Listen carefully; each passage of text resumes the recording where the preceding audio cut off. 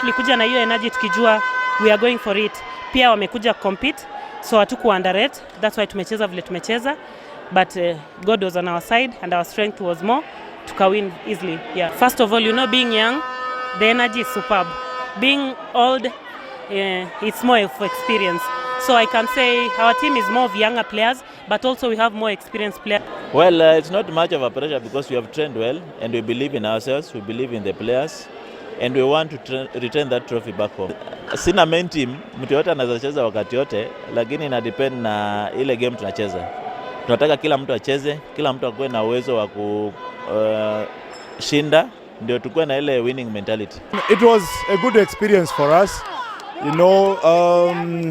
We are playing current champions of Africa, and I told the girls, do what you can for this game, and I'm happy that we've got 2 or 3 lessons from this match.